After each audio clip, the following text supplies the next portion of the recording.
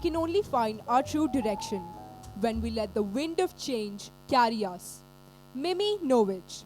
Good evening. I extend a warm welcome to our audience gathered here to witness the TEDx youth at the Millennium School. Kindly rise for the UAE National Anthem.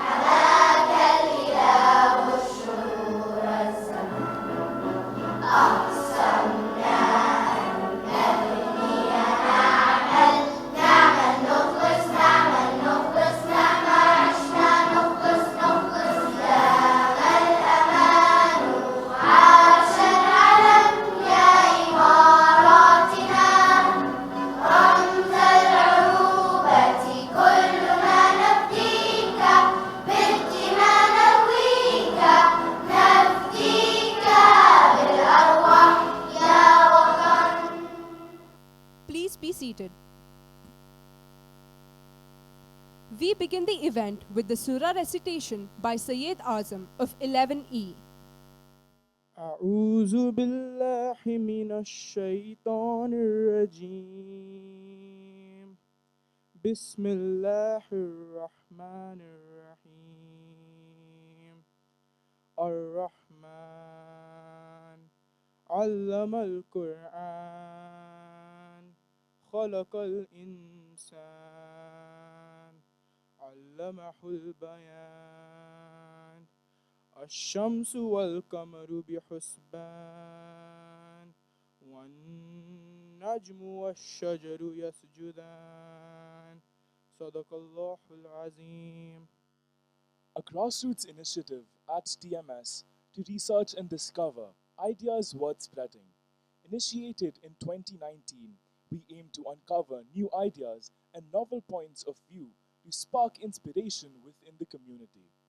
Do look forward to an evening of awe and emotion as you listen to our speakers relaying experiences in the ever-evolving world around us.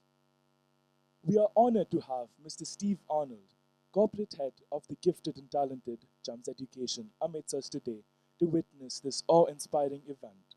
We welcome you, sir. We extend a hearty welcome to the audience for making it convenient to be present here today. Our first speaker for the day is Agam Kaur Kohli.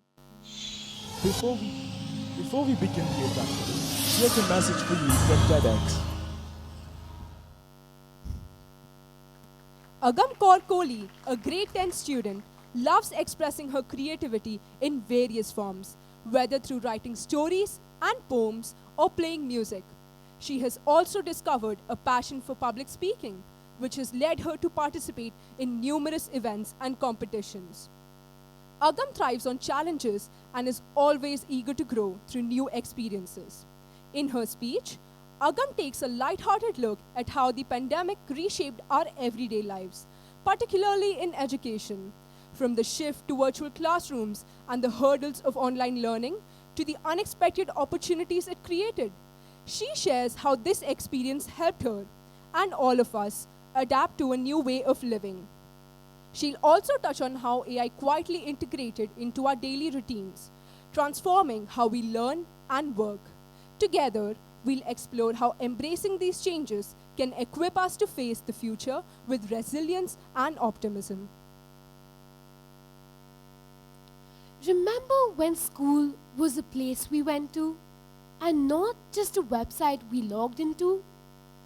Back in the day, a snow day meant no school. Now, thanks to Zoom or Teams, even a blizzard can't save you from algebra. We've traded the chalkboard for the share screen button. And while it's convenient, there are some drawbacks.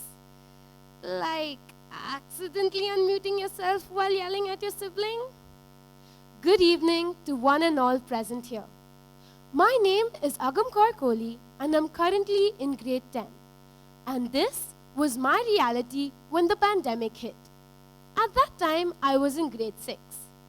Today, I would like to share my journey of riding the winds of change, embracing challenges, and finding new opportunities in this transformed world.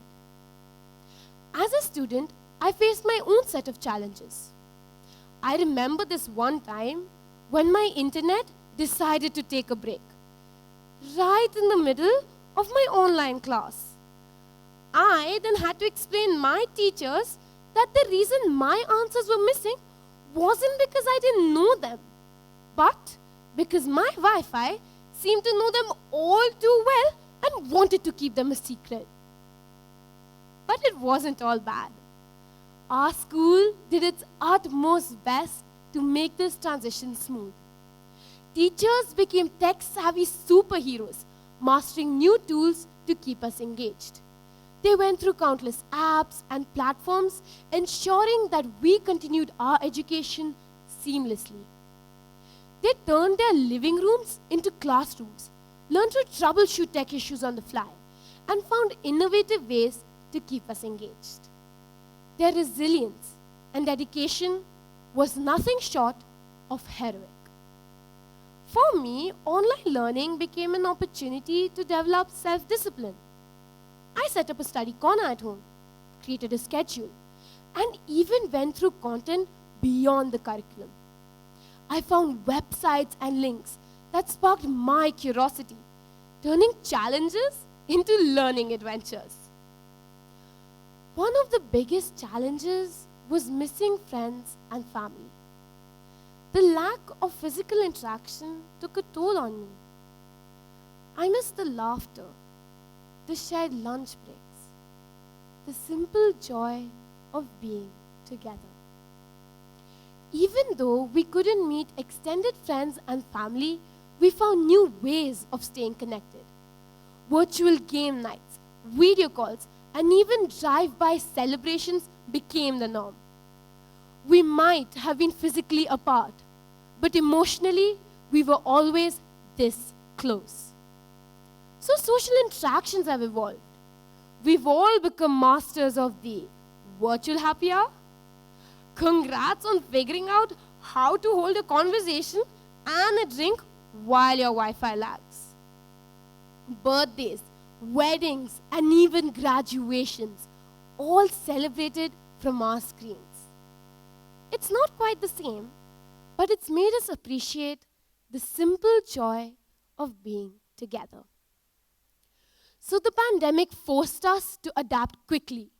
And within this rapid transformation was AI, quietly taking over as an essential component in our lives. AI wasn't just a tool anymore. It became central to our new reality, powering everything from education to entertainment.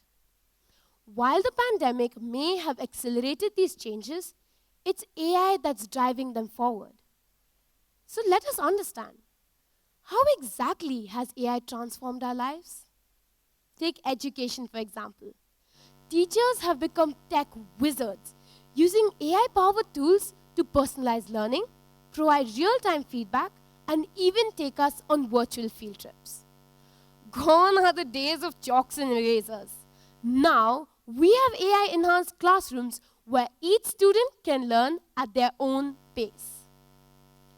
But AI didn't stop there. It decided to move in with us. Literally. From Netflix knowing exactly what movie I want to watch next, and Siri reminding me, drink water please. Streaming services like Netflix and Spotify provide content tailored specifically to our tastes. Have you ever wondered how Netflix always seems to know what you want to watch next? It's as though the platform's reading your mind. But really, it's just AI analyzing your viewing preferences and habits. The result? Endless entertainment options curated just for you. It's like having that overly helpful friend who knows you better than you know yourself. And while it's a little eerie, it's incredibly convenient. But AI isn't just about making our lives easier. It's about pushing us towards a world filled with new opportunities and technologies. Take self-driving cars, for example. Just a few years ago, they were a science-fi dream. Now, thanks to AI, companies like Tesla are developing autonomous vehicles that can navigate traffic, avoid obstacles, and even park themselves. Imagine a world where traffic jams were a thing of the past and commuting becomes your chance to catch up on your favorite podcast. Then there's AI in healthcare. During the pandemic, AI helped develop vaccines at record speed, analyze patient data, and even predict outbreaks. Now, AI is being used to personalize medicine with algorithms that can analyze your DNA to find the best treatment possible. It's like having that doctor who knows your body inside out. Then AI decided to move into our houses. AI-powered devices are transforming our living spaces into environments that can respond to our needs. Imagine walking into your house. The light sets itself to the perfect brightness.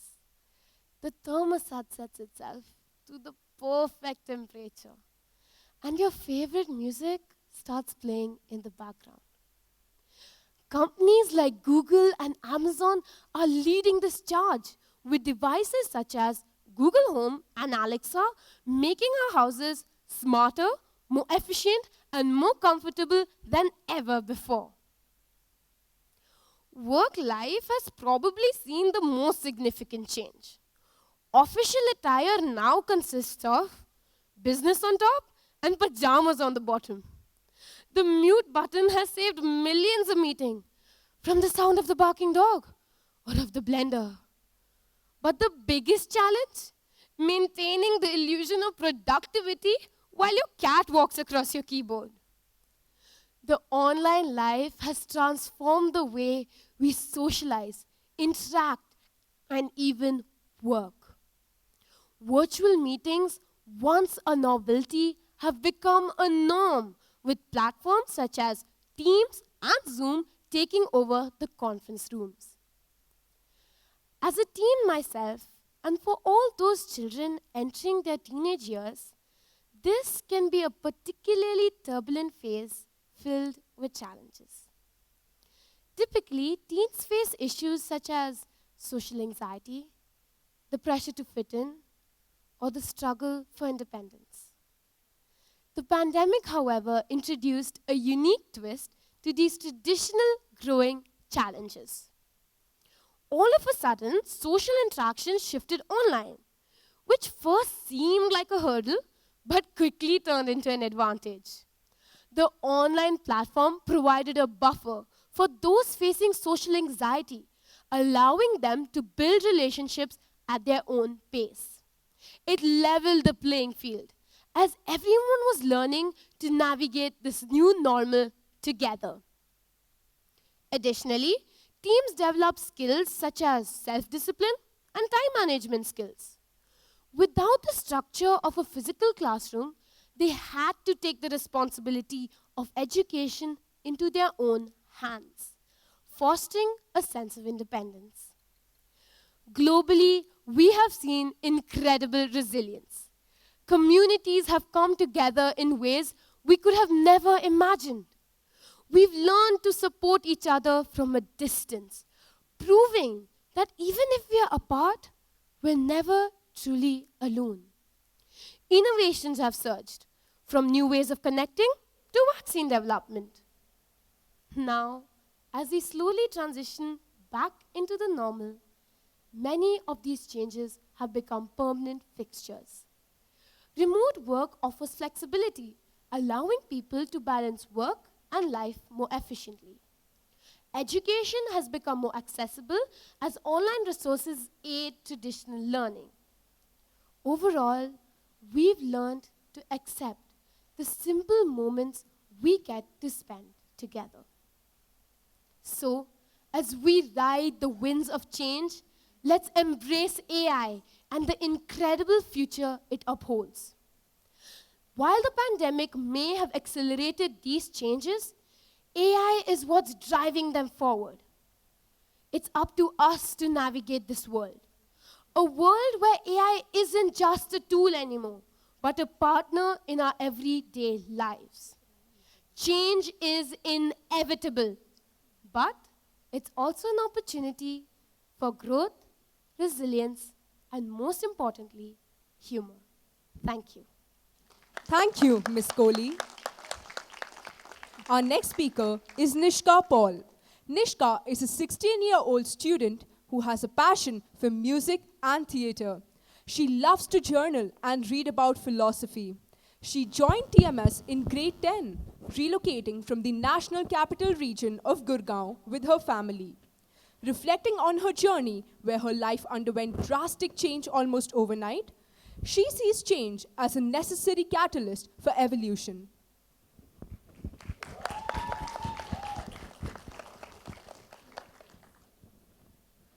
Change is the only constant. How many of us have heard that line before? It's the go-to line for all life coaches, motivational speakers, or anyone who's tried to make us feel better when things get tough. And yet, change is far from comforting.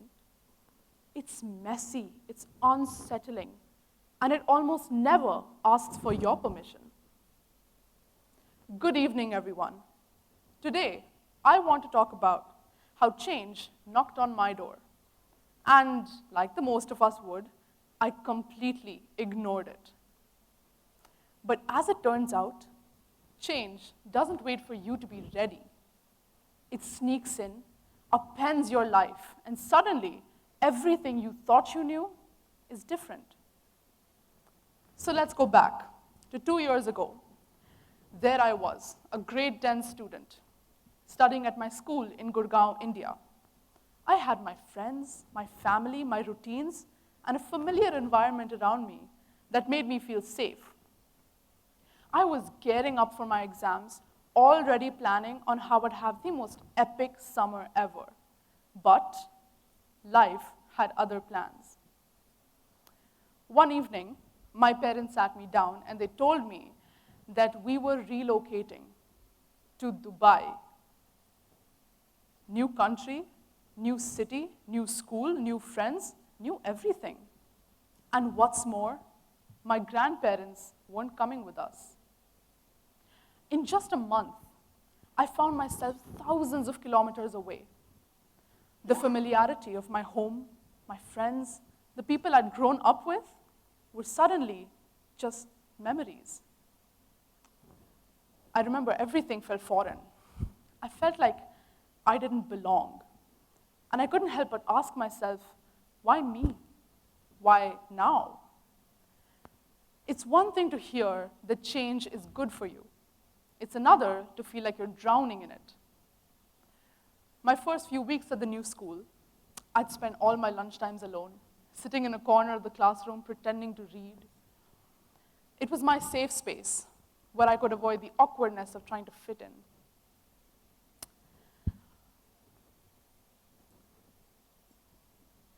Slowly but surely, I began to adapt. One evening, I found myself in the school's music room, auditioning for an event. And to my surprise, I felt a spark of connection.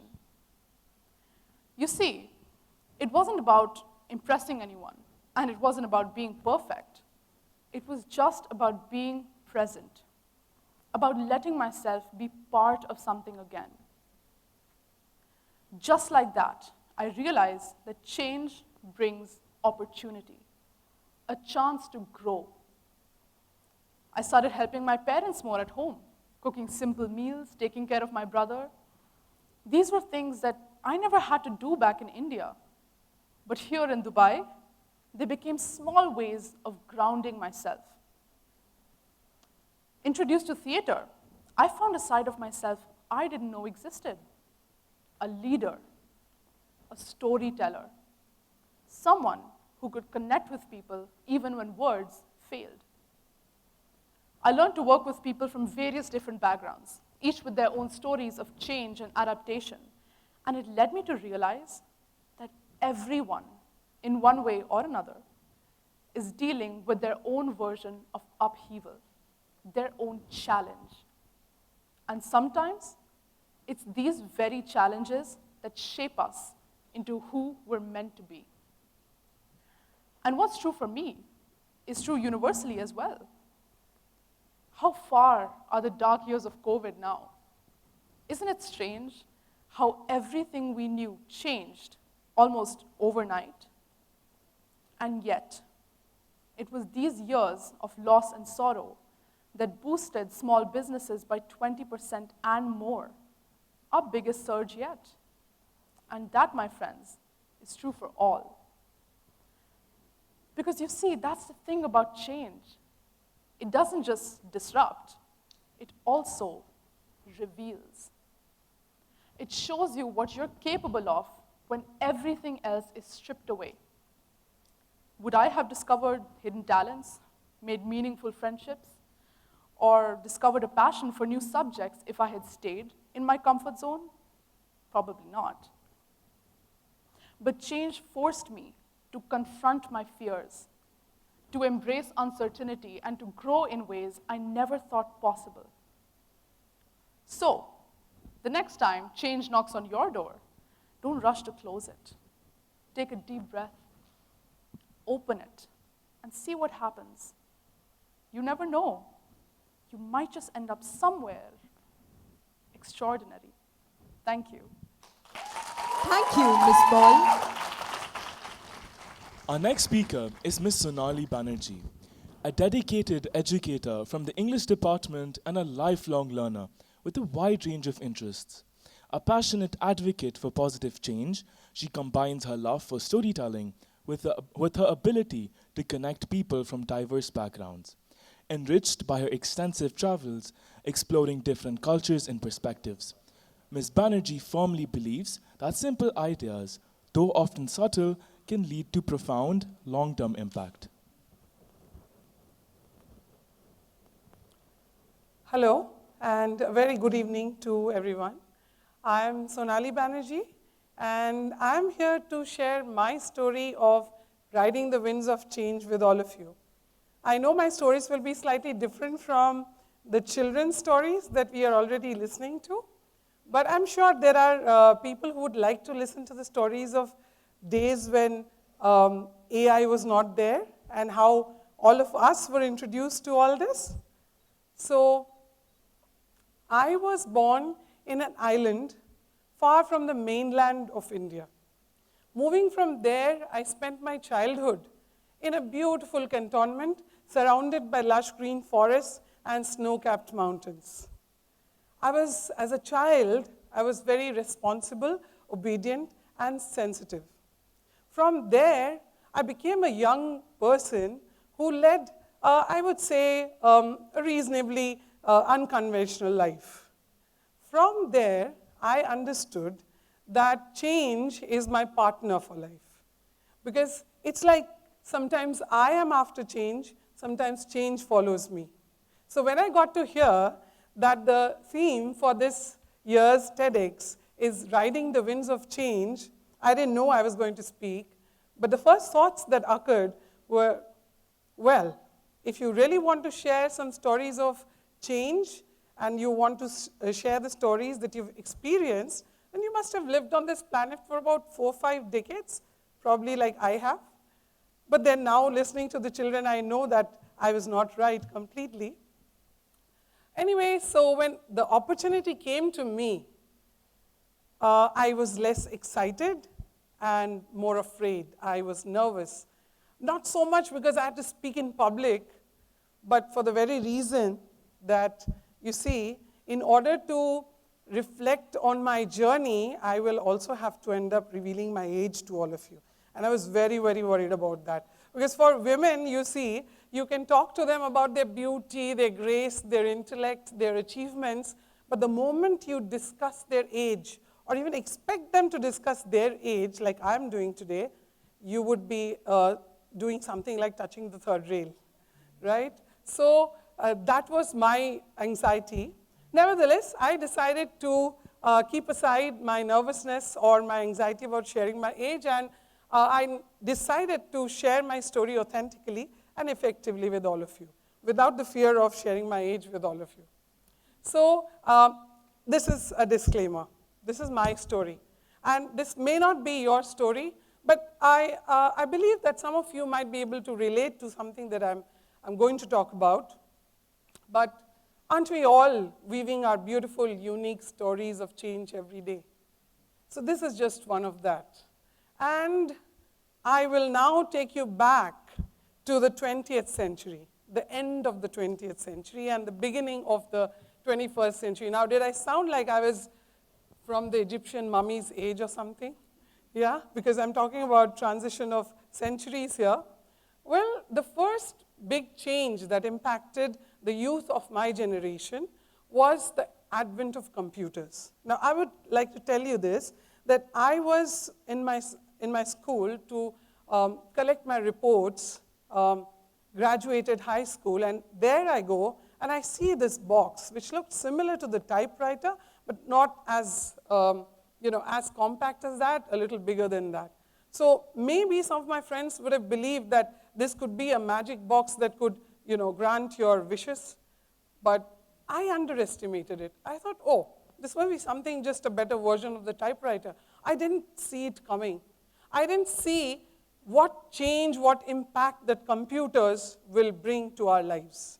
So that was my first experience of knowing a computer. From there, I realized this is just the tip of the iceberg, because I got to see the world through a window that gave me a glance of where I was and where I could be, right? So there, I'm talking about the World Wide Web or the internet, right? That is the advent of the internet generation, and I'm talking about the late 90s in the 20th century. And I belong to that generation, and I speak on behalf of that generation.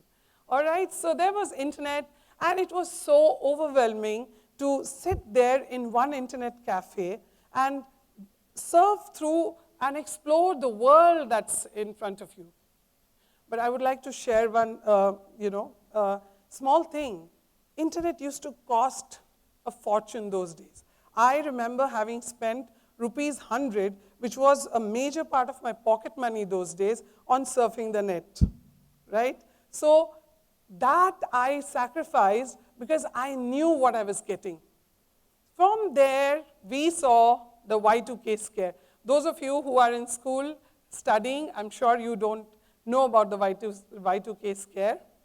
I'll tell you briefly, because one of my young colleagues have suggested that I must know where to stop. So I'll just tell you about the Y2K scare briefly. So Y2K scare happened just before the advent of the 21st century. The entire world thought that the predictions of apocalyptic computer crashes would happen when the year 2000 starts, on the first day of the year 2000, the day of the new century.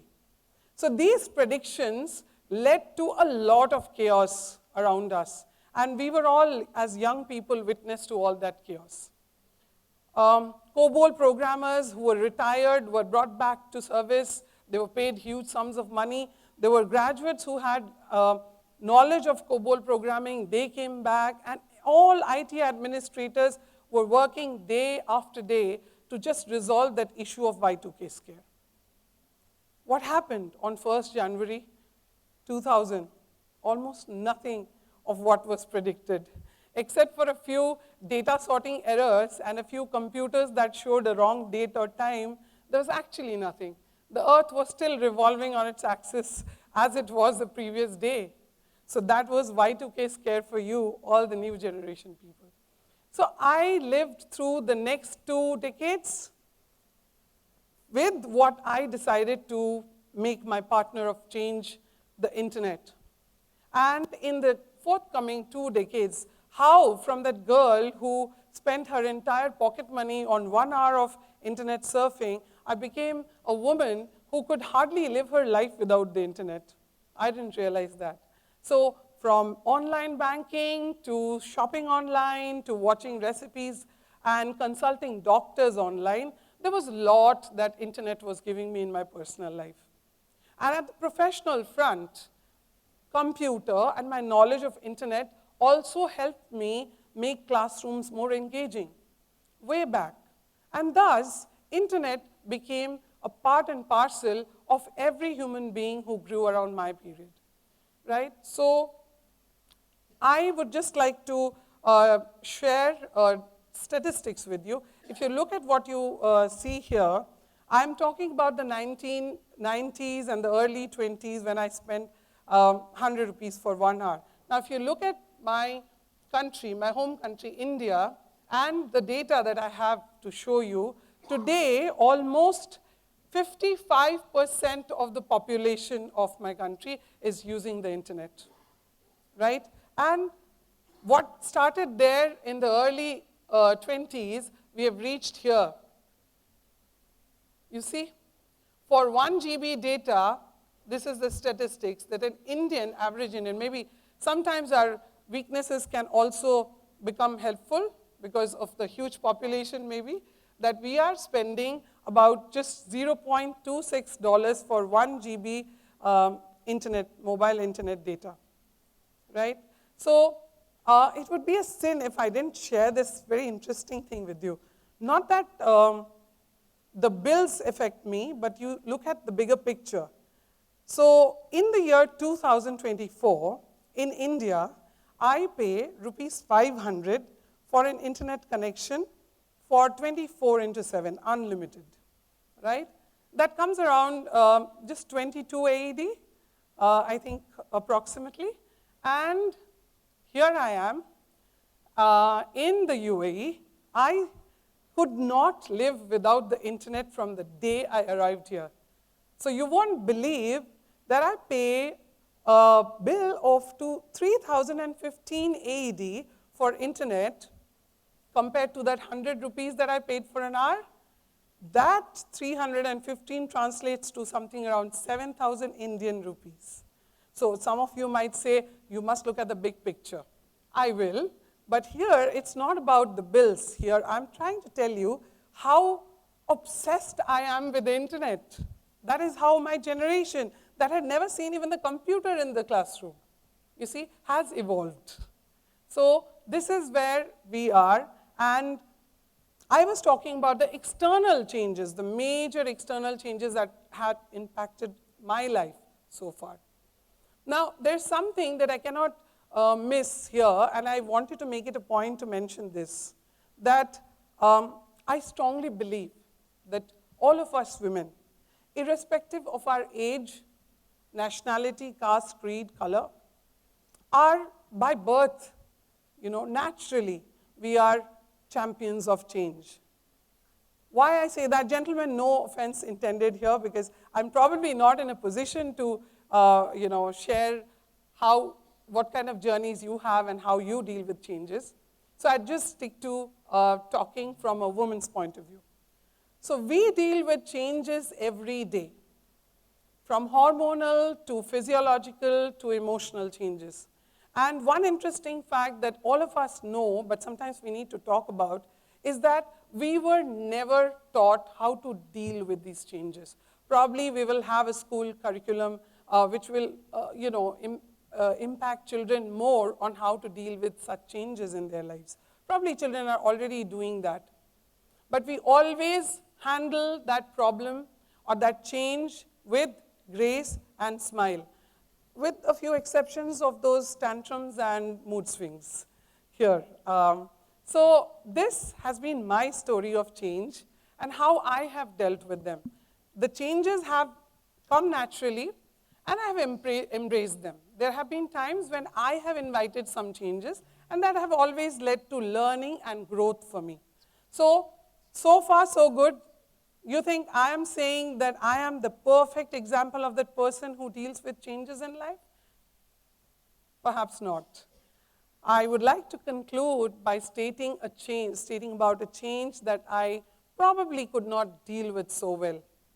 If you look at the picture, you will know what I'm talking about, and most of you who are mothers will know that I am talking about a time when my daughter, my only child, decided to move to another city after she graduated from high school. And though I bid her a goodbye with a smile on my face, this was probably one of those changes that I could actually not accept from, within. So I did suffer. I would admit today that I did suffer. I did suffer, and I suffered silently. But I am talking about changes and how I dealt with them, right? So I must tell you how I dealt with this one. Did I brood for, say, years, months? No. One fine morning, I just got up and told myself, come on, enough of being the doting mother and the loving wife. It's time that you live your own life and enjoy the things that you always wanted to do and enjoy. And that's how I landed here in Dubai, right? So this is what I am living, the life of changes within my phase and my path of journey of life. So here I would like to just tell you that for me, change has been synonymous with chance or opportunity. So for me, when I look at a change, I always try to look at the opportunity that lies within it, and I embrace it. There have been times that things have been difficult, but then it is always good not to resist. And I am not an advocate of how to, because I'm not professionally qualified to do that, and I cannot tell you how exactly it has to be done, but then I have lived it, and so I have shared my story with you. And I hope some of you would be able to relate to my story, and maybe somewhere in the journey we'll meet, right? Whether I aced or missed the journey of change, I let you decide. Thank you. Good night. Thank you, Ms. Banerjee. Devika Menon, our next speaker, is a passionate grade 12 student with a love for storytelling. She is a movie enthusiast and has always been captivated by how films reflect and shape our world. Today, she is thrilled to explore the fascinating evolution of Indian cinema with you all.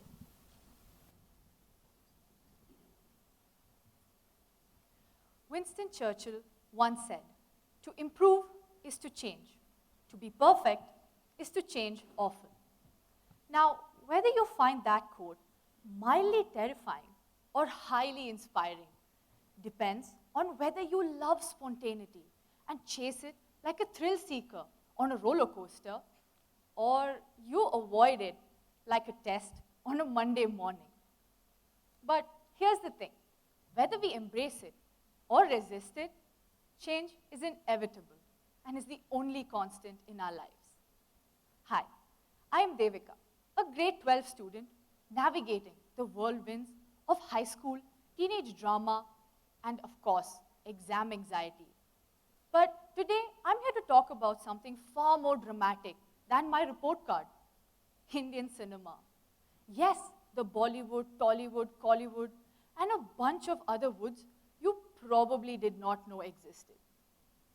Now, growing up, I've realized there are two things that unite Indians across the globe: food and cinema. And if I had to bet on what has changed the most in the last decade, it definitely wouldn't be our love for butter chicken.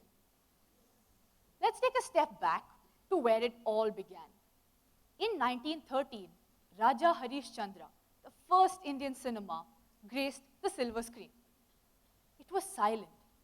No dialogues, no catchy songs, no gravity-defying action sequences. You know what that means? Everyone had to interpret those scenes like it was a game of charades. Oh, the hero's sad? Oh, the hero's mad? Or maybe he's just really hungry. Who would know? These silent films laid the very foundation for an industry that would go on to redefine storytelling, emotion, and yes, even fashion. Soon, Indian cinema grew tired of the grayscale and monotony and decided to drench itself in color. Think of it like an Indian wedding, vibrant, extravagant, and unapologetically over the top. The 60s and the 70s brought us larger-than-life heroes like Amitabh Bachchan, who could solve any problem with a punch and a poetic line. This was the era of the angry young man. But more importantly, this was the era where cinema began reflecting the changing moods of the nation. Then came the 90s, where Indian cinema decided to experiment with genres like a chef with a spice rack. And we had it all. Romantic sagas like Dilwale Dulhaniya Le Jayenge, family dramas like Hum Aapke Hai Kaun, and action-packed blockbusters like Agnipath, where villains were thrown across the rooms as easily as cliches. These weren't just movies. They were cultural landmarks that resonated with audiences across the country and beyond. However, change in Indian cinema isn't just about the new stories. It's about how these stories are told. Enter 21st century, where Indian cinema had to face its biggest challenge yet, the digital age. Suddenly, we had streaming platforms that offered global content at the click of a button. We've seen it all, and we also saw the rise of indie cinema, like Gangs of Wasepur and Lunchbox, showing us that Indian cinema could be gritty and nuanced while still retaining its unique flavor. And let's not forget the advent of superhero films like Krish and Minnal Murli, where we learned that in India, with great responsibility comes great dance numbers. Today, Indian cinema is braver, bolder, and better than before. We've seen movies like Padman and Thappad challenging cultural norms, while the great Indian Kichal and Kadal are tackling gender issues. Cinema is beginning to not only reflect on society, but pushing it forward, sparking social change. And how can we forget the role of women in this revolution? Directors like Payal Kapadia, Kiran Rao, Zoya Akhtar are not just making movies for entertainment. They're redefining what it means to be a woman in modern India. Now, I know you're probably wondering, well then, what's next? If the past is anything to go by, the future of Indian cinema is sure to be both unpredictable and spectacular. Maybe in 30 years, we'll actually watch movies in 4D where we get wet during the rain songs and our heroes come from artificial intelligence. Shah Rukh Khan 3.0, anyone? In the end, the evolution of Indian cinema is just like surviving high school, full of awkward phases, dramatic plot twists, and of course, even the occasional song and dance numbers. And if there's anything our beloved industry has taught us, it's how that no matter how many problems you face in life or how chaotic your life gets, there's always time for a dance break. So, whether you're riding the winds of change in school or in cinema, let's make sure to embrace it, because just like they say in the movies, the best stories are yet to come. Thank you. Thank you, Ms. Menon.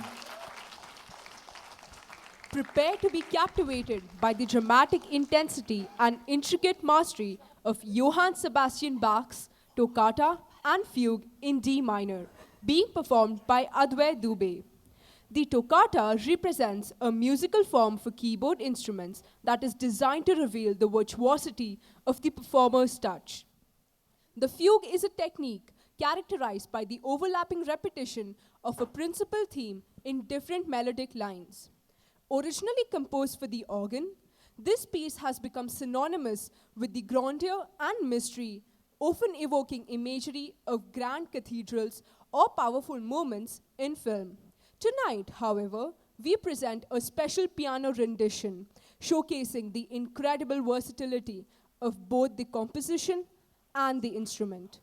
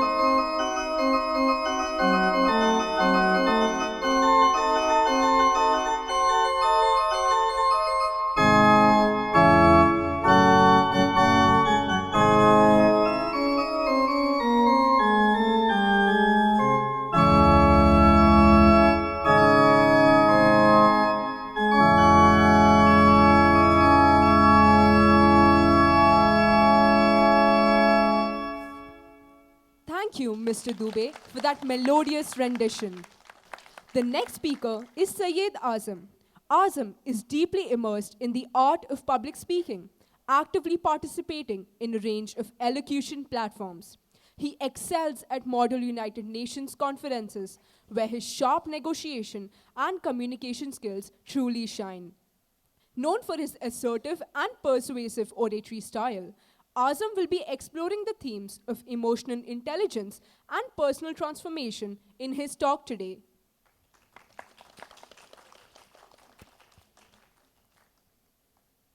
To start off with my talk, I'd like to invite you all on a journey back to my 4th grade classroom, where sat a vision of me that was so young and naive, yet extremely enthusiastic.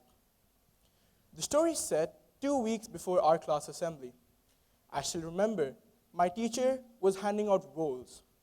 Someone was assigned the music, another the dance, and another the prayer. However, none of these roles excited me. The only time when I felt a surge of excitement pushed through my veins was when the teacher asked the question, who wants to anchor the event? The thought, the feeling of anchoring the entire assembly, where everyone looked forward to my voice between each segment, that is something that I wanted to do. So I raised my hand as high as I could, stretched it further than anyone else's, hoping and praying that she would choose me. She did choose the person sitting right next to me, who also happened to be my best friend at the time. I sat up that night and thought to myself, what did he have that I didn't? What did she see in him that she didn't see in me? I came up with no answer. So the next morning, I went up to him and asked him up front, why do you think you were a better choice than me? He stood there, looked me dead in the eye, and said, well, you in public speaking is just a bit I mean, a stage, a mic, and you? I just don't see that happening. Well, ta-da! The point I'm trying to make is that sentence, those words changed my life. All I wanted to do at that point was change my perspective and his perspective about myself. So I made 2 small changes. I changed what I said, and I changed how much I said. Those 2 changes became stepping stones to this stage, to this carpet, and to this wonderful audience. From that moment, I derived the formula. The triangle-looking thing is delta. It's a statistical term that we use to define change. So delta, what I said, plus delta of how much I said, summed up to TEDx. Once I got a taste for change, I just could not stop wanting to change. So a couple years down the line, I changed something that was so important and influential to me. I changed, drum roll, my hairstyle. From ever since I could remember, I rocked the same old rusty buzz cut. From when I was 5, to when I was 7, to when I was 9. And then 11 as well. That boy you see in that picture, he has his hair that short, not because he isn't allowed to grow it out. He has it that short because he's afraid of change. He is unable to risk changing something because he's terrified of the negative possibilities, causing him to completely disregard the positive ones. That's a picture of me a year later. As you can see, my hair is much, much, much longer. He's completely different. He understands the negative possibilities. He admires them, yet he embraces change anyways. His hair and his readiness to change grew hand in hand. However, today, when I take a look at that picture, I wish I better analyzed the negative possibilities, because what in the world is that hairstyle? The next year was my grade 10. the most important academic year of my life. I started the year off on the wrong foot, probably the worst foot that I could start it off on. I saw grades that were so low and embarrassing. I had people tell me to my face that success would never come to me with grades like that I would never be able to achieve my dreams with grades like that, and would be stuck my entire life a big, giant F. At that moment, I could choose to either cradle up into my little bubble, my little safe spot, or break free and test the heights that I could reach. So I chose to pop the bubble.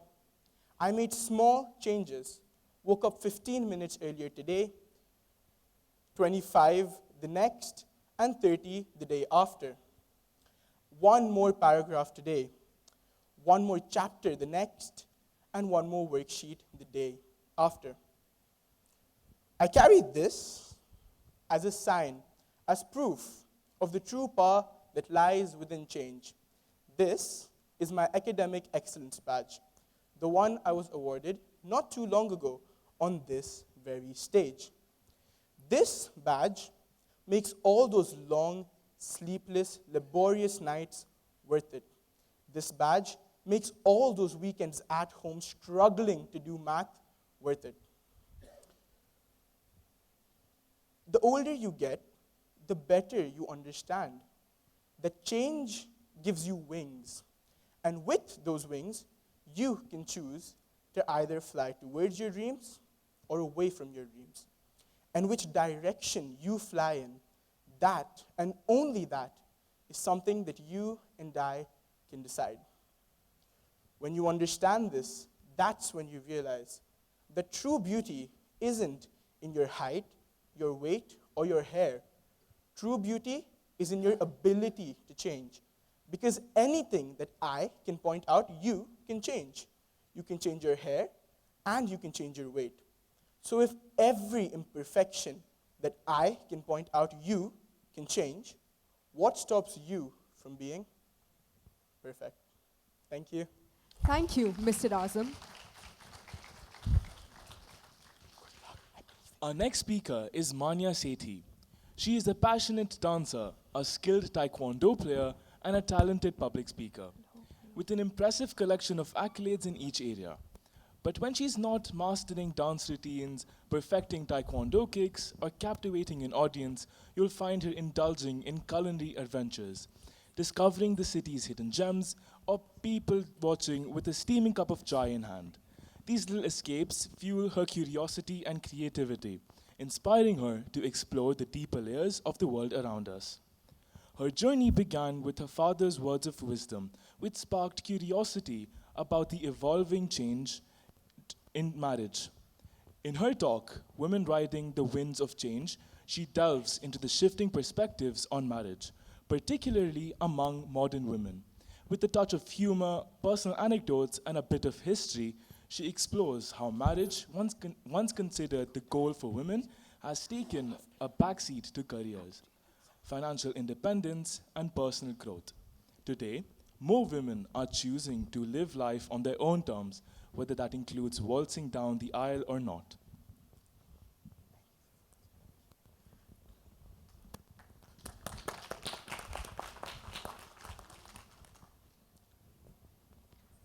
Manya, please don't marry anyone. And if you do, don't do it too early. My dad said these words to me on a random evening, completely out of the blue. I mean, come on, I'm just a teenager. The biggest commitment that I've ever made is to decide whether I need to actually finish a Netflix show or not. But here he was, offering me unsolicited marriage advice, assuming I was about to run off with my high school crush. A very good evening to one and all present here. I am Miss Manya. Now don't get me wrong, that does not make me a miss in the society, but simply just Miss Manya Sethi. My dad, who comes from a generation where marriage has been the rite of passage, was telling me to slow down think it through, and maybe, just maybe, avoid a lifetime of bad jokes about the ball and chain. Well, that got me thinking, why is it that so many young women like myself are being encouraged to delay or even skip marriage altogether? What's changed? Back in the day, marriage wasn't just about love. It was about survival for women. For men, on the other hand, it was about finding someone to take care of your house, finding someone to take care of his parents, finding someone to give him children. Well, boys, not girls. And this is exactly what today's financially independent, confident, educated young women are refusing to do. They don't want to be just homemakers. They don't want to be just caretakers. They don't want to just bear children that will carry their husband's name forward. Back in the old days, women didn't say I do because they found their soulmate. They said I do because they found their meal ticket. And marriage became like a medieval version of LinkedIn, where you had to secure those connections for economic status, social status, and of course, to avoid being called that weird unmarried lady with too many cats. Family pressure was the icing on the wedding cake. If you hit 25 and you were still unmarried, your relatives started treating you as a carton of milk that was about to get expired. Yes. Imagine this. Your great-grandmom didn't only sign up for a wedding, she was pre-signed up with her parents. And some of her friends were even married off the day they started menstruating, at the tender age of 10. Just 10. And once you finally won the lottery of getting a perfect match, the jackpot was a lifetime of churning butter and raising 10 kids. But something revolutionary happened. Women realized that they had brains. And not just to decide on what day to do the laundry, women were reading, writing, accounting, piloting, and bear with me, this might come off as a surprise, but they were entering the workforce. Crazy, I know. Who knew? Who knew that a woman could manage her own career, build her life, and do it all without a ring on a finger, a Mangalsutra on her neck, or chura on her wrist? This just isn't a trend. It's a tidal wave of change. Women are redefining what it means to live a fulfilling life. And guess what? It doesn't always involve a trip down the aisle. The realization that marriage is an option and not an obligation is liberating, and it's changing the whole wide world. Recent data shows a clear trend of women opting out of marriage or even delaying it. For example, in the United States, the median age of first marriages has risen significantly, with women now marrying at 29 years old compared to just 20 years old in the 1950s.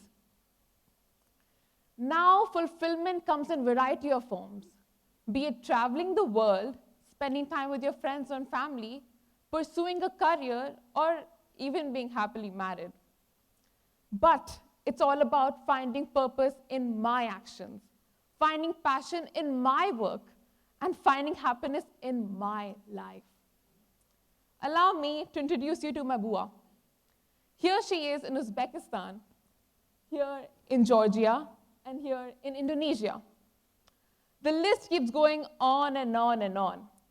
But travel isn't her only accomplishment. She's built a remarkable career as the CEO of India's first unicorn startup led by a woman to achieve a successful IPO. And then she retired early to travel the world. Oh, wait, one last significant detail. She's remained unmarried through it all, by choice, embracing a life of freedom and adventure. Now, don't get me wrong, I'm not against marriage.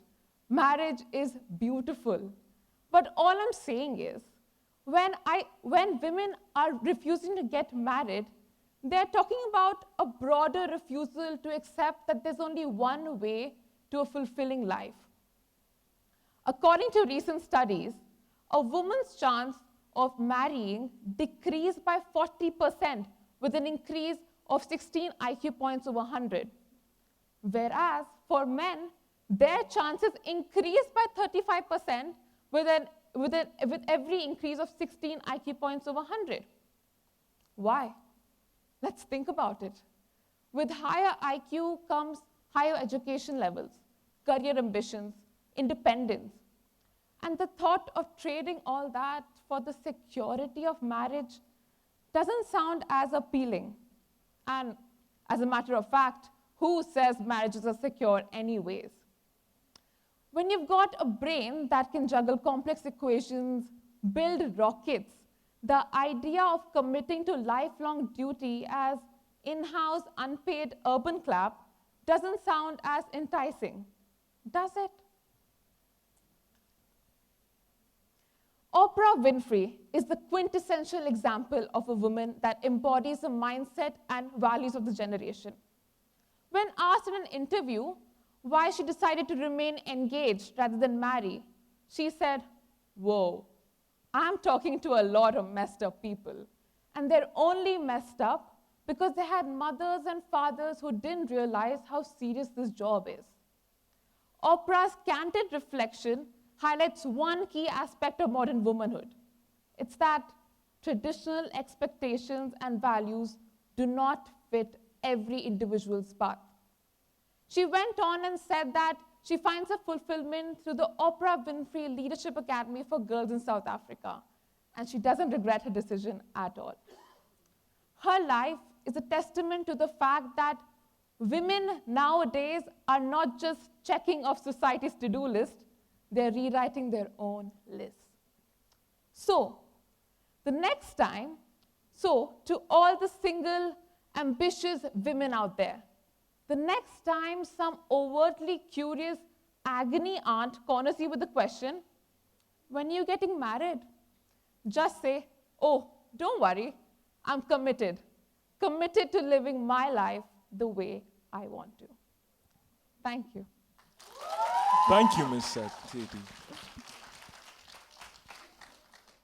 Our next speaker is Ryan Mukaddan. Ryan is an accomplished public speaker with a deep passion for reading.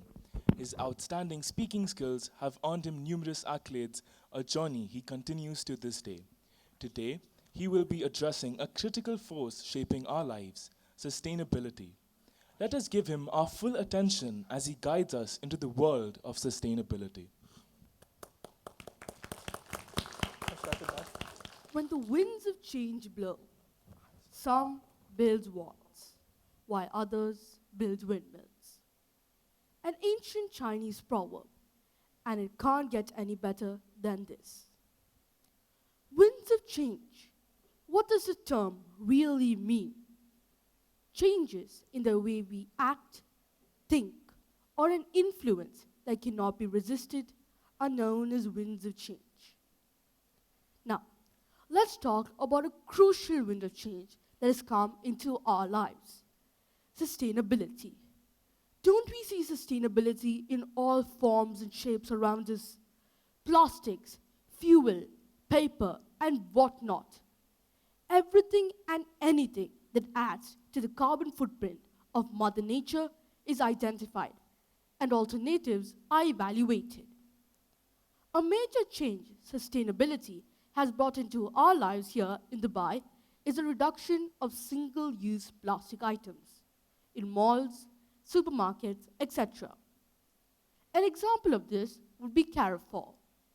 Along with this, coffee shops have also started handing out wooden cutlery and paper straws.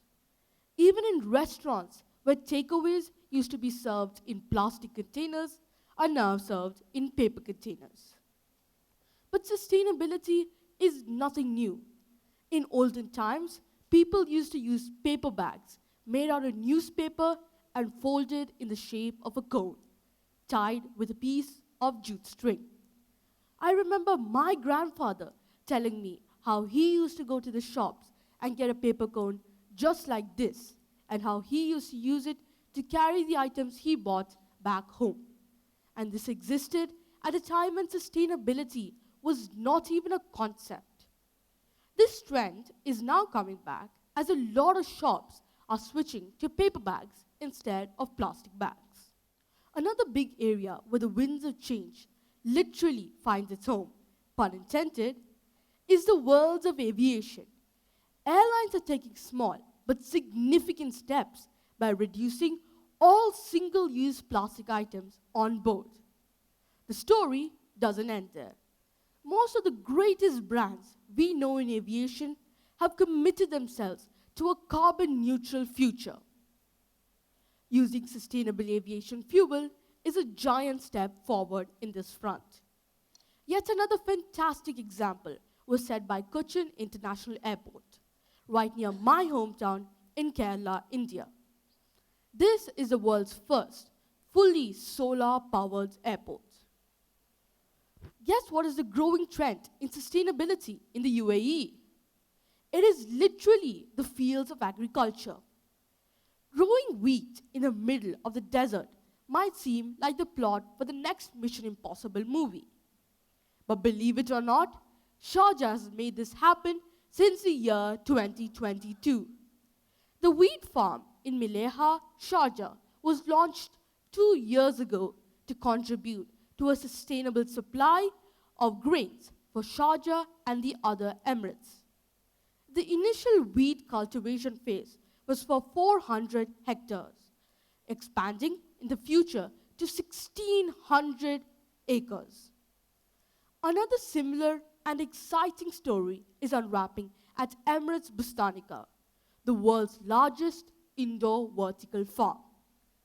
The greens produced at this facility is supplied to each and every Emirates flight and is even available in some local stores in the country.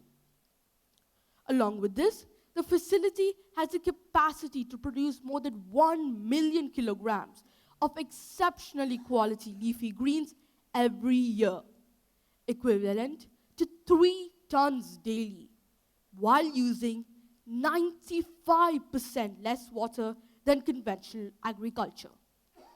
If I am to stand here and unwrap the winds of change brought in by various companies across the globe, there will be no end to it. Each and every one of them is guaranteed to give you goosebumps, especially when I understand that the steps they take help to save this beautiful world of ours. In conclusion, winds of change are beneficial to all. They help increase the efficiency of the work while reducing the amount of manpower needed. Whether it is AI-powered robots revolutionizing the agriculture industry or the reduction of single-use plastic items to ensure sustainability, winds of change will continue to blow. Remember not to resist it, instead make the most out of it. Thank you. Thank you, Mr. Mukatan. Ms. Geetika Kakkad, our next speaker, is an educator by profession and a passionate public speaker who joined the Millennium School in 2022.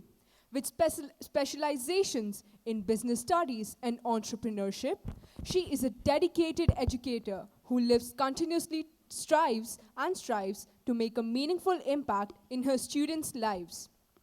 Her accomplishments as a public speaker and debater are notable, including being the runner-up in the GEMS Inter-School Teachers Debate competition.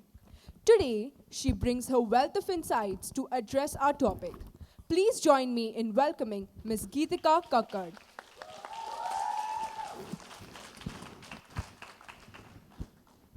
Hello, good evening. Beauty, right? Any proud owner of this beauty here?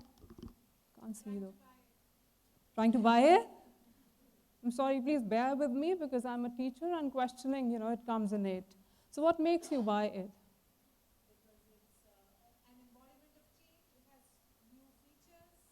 So you got me here, you didn't let me introduce my topic here.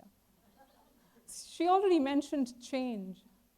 Now, this change is a very interesting and a very versatile concept, isn't it? I teach entrepreneurship, and therein there's a concept which says that there are various external and internal factors which bring about changes around us. Now, when we talk about external factors, somehow those factors which cannot be controlled, totally beyond human control, and you have to ride the roller coaster, no matter what. There are certain internal factors, controllable to a certain extent. You have a grip, you can mold the circumstances accordingly. Exceptions apart, I told my husband this afternoon that he has to drop me here at 3. 2:15, he was found sleeping. Internal factors, he lost his grip, had to ride the roller coaster. So the point here is changes, their impacts, and how they affect you as an individual completely and entirely depends upon what position are you in. It's an individual journey. It's very subjective, very relative. Let me take you through my journey, and let me share how I evolved as a better me, going through all the changes I came across. And if at all it helps any single one of you to change your perspective and evolve as a better person than you are now, I'm sure you all are good at what you're doing, I think it will be a success when I'm standing here and talking to you. So it all started back then in 2010 with this. I was a radio artist, accidentally placed though. I was completely in love with my profile. I never knew what I had to do with that, but I somehow got campus placed. But my parents, they were convinced by other people that no, this is not the right job a girl should do. They pushed me towards pursuing my bachelor's of education. And, here I was in 2011. So a sudden change. From being a radio artist to becoming a teacher and being completely lost.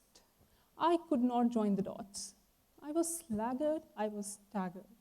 I didn't know what to do because teaching and me were poles apart. I didn't know how to handle those 6 feet tall boys. I never knew that. But somehow, being an introvert, I could not approach my parents, telling them I wasn't okay. This is not working for me. So being an introvert, when I do not have anyone to go to, when I do not have anyone to talk to, what do? So there I started self-helping. I started talking to myself. I started counseling my own self. That helped. That helped to a great, great extent. I realized that I have to be open to what is coming my way. I realized, and I kept telling myself, Gitika, you have to do this. Let's take one day at a time. And it really worked for me. Try it. I'm sure it will work for you as well. And then, life, to add another charm to it, brought me, I'm using it wrong, brought me here. I got married. Are all changes pleasant? My husband is here. Indeed, it was a very pleasant experience for me. And no denial to this. Yes, a very, very pleasant experience. He's been there with me throughout, through all pleasants, through all odds, through any kind of a circumstance. He has helped me on those times when my self-counseling failed at me. So the point here, or the key here is, find someone if you go weak. Find the right set of people, seek help, and get going. And then somehow I came here to the UA, I started my teaching career again, and I thought I was settled in life now. Things were going well. I joined the school here back there. I guess I joined the first school in Sharjah. And things were going really smooth. But then life, with its own nature, can't let you, live a smooth life. It has to show the transition.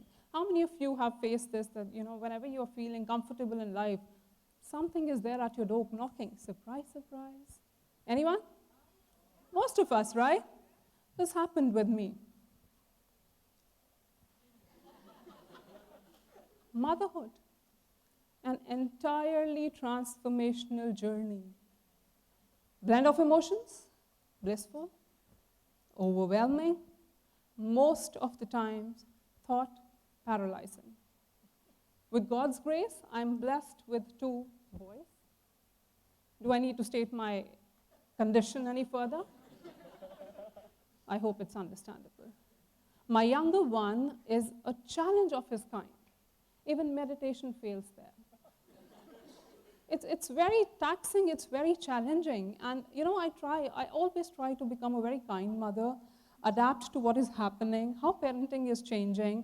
Rather, both of us, we try to, get along with them and tell them, okay, fine, we are there with you. And one instance, I was, just trying to be kind to them, and I told them, okay, listen, children, if your physical health is affected by your mental health, if you're thinking that you're not doing right, take a break, let things go on hold, enjoy your favorite meals, go out with your friends, watch your favorite movies. The world can wait.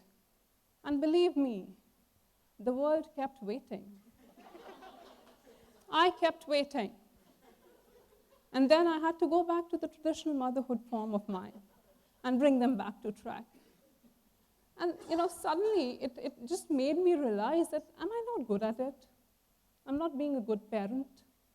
Am I failing somewhere? There, when I get into such circumstances, my favorite go-to is Rocky Balboa. Any Rocky Balboa fans here? I can see one hand there. None of you have watched Rocky Balboa talking or his movies? We have one. I can't see you, but yes, I can trace your hand. Rocky Balboa, please go watch his movies. Immensely motivational. And I immensely love one short video of his where he's talking to his son and telling him that it doesn't matter how hard life hits you. It always matters how hard you can get hit and how many times, and then come up, stand forth, and fight for the good in you. So the key here, which helped me, was resilience. Keep going. I kept going. So what I did was I turned adaptive. So rather than being more on the preaching side, I shifted myself towards the learning side. I let myself open to learning, and I told my children, especially the older one, he's 9 years now. I told him, okay, Anhat, I'm open to learning, so anytime you come across anything new, you tell me. Maybe it adds onto my wisdom. And he took it very seriously. One day he's coming to me and telling me, Mama, come on, stop using your phone just to receive calls, send messages, or scroll through social media. You've spent a lot of money on it. And I was like, okay, then what should I be doing with it? He said, Mama, don't you know about the technological changes happening? I said, what about them? I know about my phone. I know there are so many social media platforms, and I know people are earning crazy using social media platforms. And he realized that Mama doesn't know anything. He told me, Mama, you're a teacher. I said, yeah, indeed I do. Do you know technology can help you make your lesson plans? I was like, how did you get that term? Lesson plans?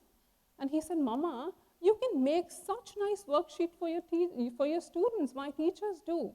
And I was like, okay. And he's like, Mama, bro, come on. I was like, what is this, bro? And he's like, Mama, technology, change. You change. And I said, okay, fine. Now what do I do with that? And what do I do with the technological changes? He said, please, learn something better. And I tried to learn something better. And when I went through what was being plattered on those technological grounds, I found myself completely lost. I just found out that maybe I don't know anything of this. I am not a tech-savvy person. I'm a very messy thinker, though I've evolved over time. But yes, still, it remains constant with me. So I felt lost. I thought that I don't know anything. What is technology and how can it further help me? I tried a lot though, being honest enough, but it didn't work for me. So I then started thinking whether maybe I'm not the right person for all this. Maybe the time is not right for me to get into all this. And I completely got overwhelmed. I got staggered again, and I was astonished what to do next. And in those times, when I'm stuck, I'm fixed somewhere, the divine is always there to help me. And somehow my husband came up again, and he sat me down. He showed me a video of a Bollywood actor, not very popular, but very wise though, wherein the actor was talking that never say your time is not right. Time is not right for those who've lost any of their body organs in an accident. Time is not right for them who've got paralyzed, who've lost their families. So if you have all your body organs intact, you can walk, you can eat, you can talk, you can experience, your time is not wrong. Time is always right, and you have the capacity to mold it as per your conditions. So the key here, what I learned, was endurance. Keep going on. Accept with grace. Keep accepting things which are coming your way very, very gracefully. I've accepted this, popped out of nowhere, knowing that I had an event in the evening. You can see this, right?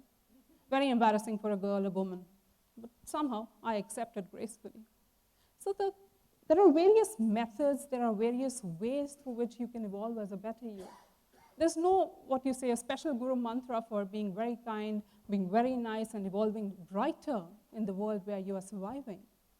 So now coming towards the end, after so much of talking, I'll just invite you all to join me in a short exercise. I have been through many things. I've learned through my journey. I just wanted to convey it to you that you also can do the same. Maybe you're doing far better than what I did. But again, just to participate with me, I would request you all to just close your eyes for 2 seconds, if you may. Can you please close your eyes for 2 seconds? 1, 2. Just breathe deep. Breathe deep. And while you breathe deep, just feel the positivity, the strength within yourselves. What you can do, nobody else can. Repeat these lines after me, and you will feel the change. This is not how my journey ends. This is not how my journey ends. Despite the delays, the setbacks, despite who walked away, despite the hurts, the loneliness, I'm still going to live a blessed, fruitful, and a victorious life. My latter days are going to be far better than my former days.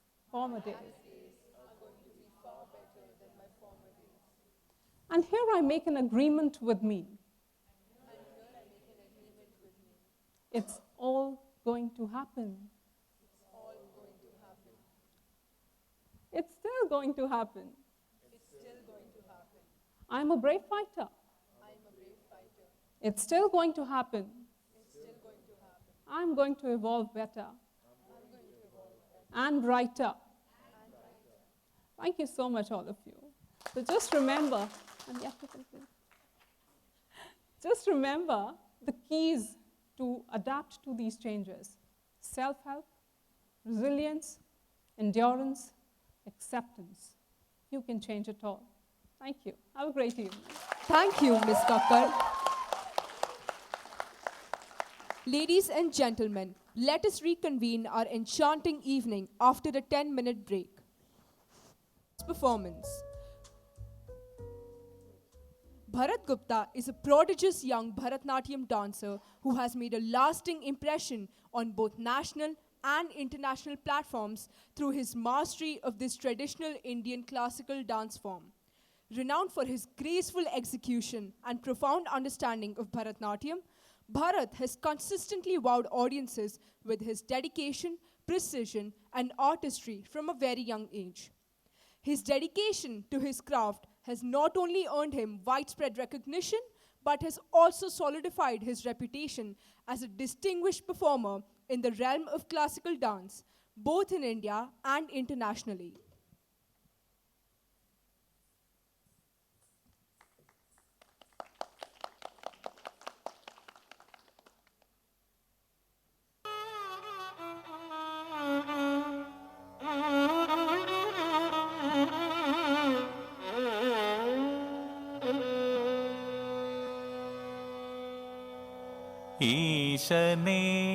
നന്ദികേശനെ കൈലായവാസനെ ദീനം പണിവേനീശനെ നന്ദികേശനെ നള്ളം തക്ക തിക്കു തക്ക തത്തിക്കിട്ടത്തും നം ധി ത ക ന ക ജം ധി ത ക ന ക ജം ത ക ന ക ജം ത ക ജം ത റി ത നം ധി തക്ക നക്ക ജം ധി തക്ക നക്ക ജം തക്ക നക്ക ജം തക്ക ജം ത റി ത നം ധി തക്ക നക്ക ജം ധി തക്ക നക്ക ജം തക്ക നക്ക ജം തക്ക ജം ത റി ത നം ധി തക്ക നക്ക ജം ധി തക്ക നക്ക ജം തക്ക നക്ക ജം തക്ക ജം ത റി ത നം ധി തക്ക നക്ക ജം ധി തക്ക നക്ക ജം തക്ക നക്ക ജം തക്ക ജം ത റി ത നം ധി തക്ക നക്ക ജം ധി തക്ക നക്ക ജം തക്ക നക്ക ജം തക്ക ജം ത റി ത നം ധി തക്ക നക്ക ജം ധി തക്ക നക്ക ജം തക്ക നക്ക ജം തക്ക ജം ത റി ത നം ധി ത രി ത ജം നം ധി തക്ക ധി മി തക്ക നം ധി ത രി ത ധന ത തക്ക നം ധി ത രി ത ജം നം ധി തക്ക ധി മി തക്ക നം ധി ത രി ത ധന ത തക്ക ത രി ത ധന ധന ത ജൊണു ജൊണു ത ധി മി ത ത രി ധന ജൊണു ധി മി ത രി ധന ജൊണു ധി മി കടതക ധരികിടതും കടതക ധരികിടതും കടതക ധരികിടതും ത രി ത ധന ധന ത ജൊണു ജൊണു ത ധി മി ത ത രി ധന ജൊണു ധി മി ത രി ധന ജൊണു ധി മി കടതക ധരികിടതും കടതക ധരികിടതും കടതക ധരികിടതും ത രി ത ധന ധന ത ജൊണു ജൊണു ത ധി മി ത ത രി ധന ജൊണു ധി മി ത രി ധന ജൊണു ധി മി കടതക ധരികിടതും കടതക ധരികിടതും കടതക ധരികിടതും ഈശനെ നന്ദികേശനെ കൈലായവാസനെ ദീനം പണിവേനീശനെ നന്ദികേശനെ കൈലായവാസനെ ദീനം പണിവേനീശനെ നന്ദികേശനെ കൈലായവാസനെ ദീനം പണിവേനീശനെ നന്ദികേശനെ കൈലായവാസനെ ദീനം പണിവേനീശനെ നന്ദികേശനെ കൈലായവാസനെ ദീനം പണിവേനീശനെ നന്ദികേശനെ കൈലായവാസനെ ദീനം പണിവേനീശനെ നന്ദികേശനെ കൈലായവാസനെ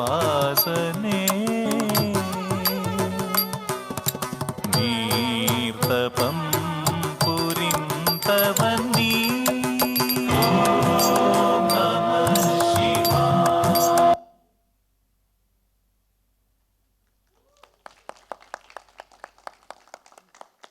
Thank you, Mr. Gupta, for that enthralling performance.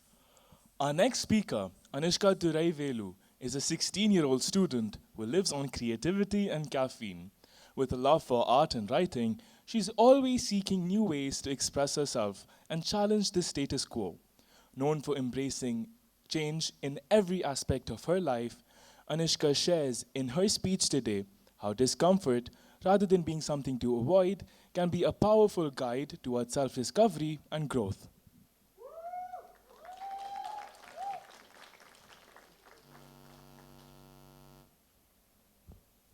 This is chocolate cake.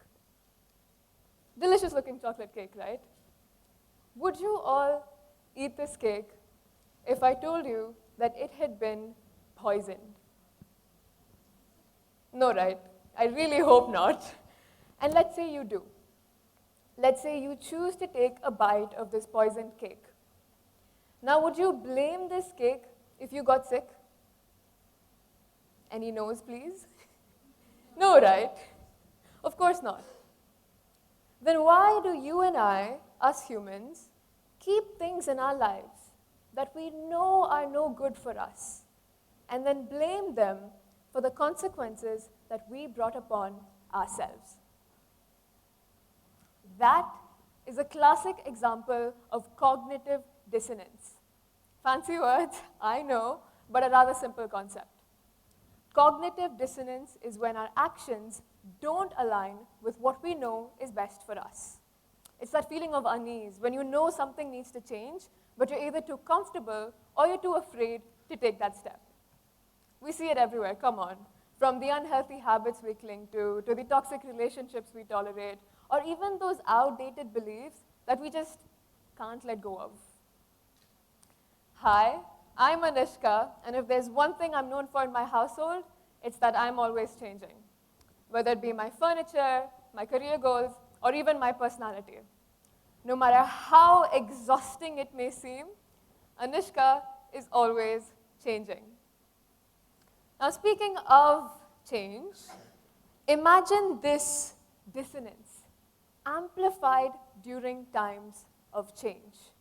When the world around us is shifting and we're forced to confront new realities, whether it's a societal shift, a career change, or even that personal transformation that's been due for the past 4 years.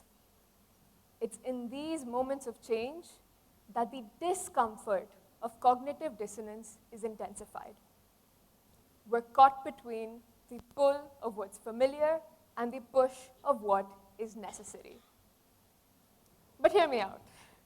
This discomfort that we feel, this internal conflict that we all experience, is no enemy to us. It's like the big red letters that spell TEDx that led you to this auditorium. It's the zodiac and horoscope gurus my mom listens to for a sign. And it's the fallen eyelash, the four-leaf clover, and the 11:11 on the clock that we all make wishes to. It's a signpost pointing us towards growth. Riding the winds of change isn't about denying the dissonance or avoiding the discomfort within us. It's about embracing it. Change challenges us to rethink our beliefs, to question the habits we've long held on to, and most importantly, to confront the parts of ourselves that resist growth. It's in this tension, in this friction, that the potential for transformation even lies. Change is not easy, and it's not always pleasant. But if there's one thing about change, it's that it is an inevitable part of life. And it might sound completely insane coming from a 16-year-old, but the key to approach it is to do so with a mindset of openness and curiosity rather than one of fear. Because when we allow ourselves to embrace the discomfort of cognitive dissonance, we also allow ourselves to grow and evolve in ways we may have never even imagined. Now, speaking so much of change, of course, I need to talk about myself. So let me tell you all about my 2024 summer goal. Learning how to play chess. Sounds simple, right? I mean, how hard can it be moving a few pieces on a checkered board? How hard?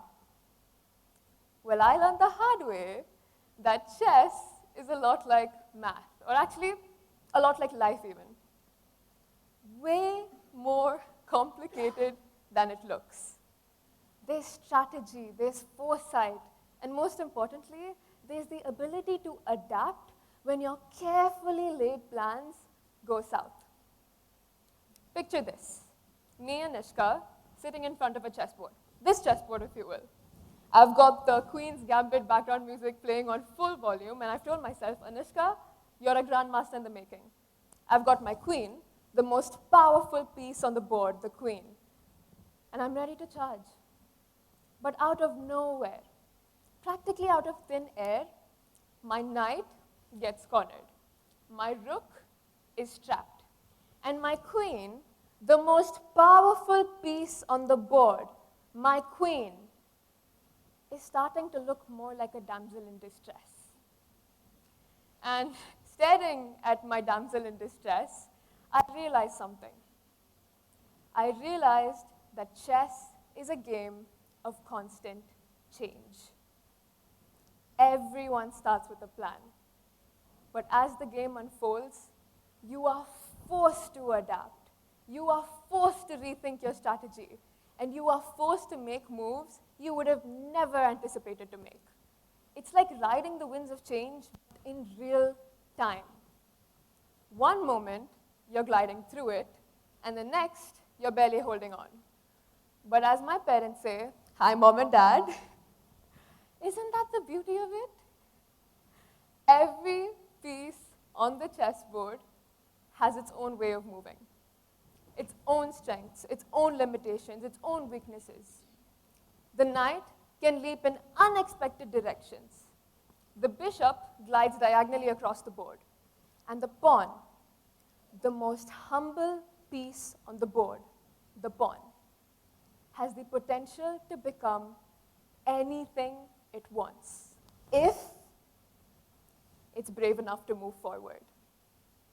It's a reminder that, like in chess, the only constant in all of our lives is change. And the only way for any of us to win is to adapt. So the next time you're faced with a situation that challenges your comfort zone, picture that poison cake or a gruesome game of chess and recognize the dissonance within you. And instead of letting it paralyze you, let it guide you. Let it navigate you through those very winds of change. Because ultimately, it's not the storm that defined us, it's how we choose to sail through it. Thank you. Thank you, Ms. Duraivalu. The final speaker for the day is Manasa Magesh. As a student of grade 12, Manasa has spent her years exploring and learning how her own worldview and perspectives have evolved. Change always scared her, but today she has come to understand that not only can our perceptions change, but also our understanding of change itself can shift.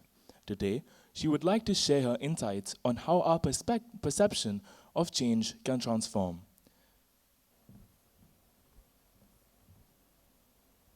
The light that illuminates all of our nights, from the moon that departs brisk at dawn, even that constant we've grown to depend on, unfailingly changes its form. So if we can't even depend on the moon, the thing that's literally called a heavenly body, what can we depend on? What is that one constant in all of our lives? Good evening, everyone. My name is Manasa Magesh, and today I'm here to talk about riding the winds of change. Excuse my screeching throat and my nasally voice, because today the wind refused to blow the other way. As a wise and mature 5-year-old, I had constants of my own, like watching Dora the Explorer on repeat every day. By the way, great picture, yeah? Her singing backpack, her monkey companion, and something about the way she just pretended to ignore my answers to her questions just kept me going. Like, come on, Dora, we both know Swiper's right behind you. I've been telling you for the past 15 minutes. Yelling at Dora became a constant of mine, along with, of course, refusing my bedtime.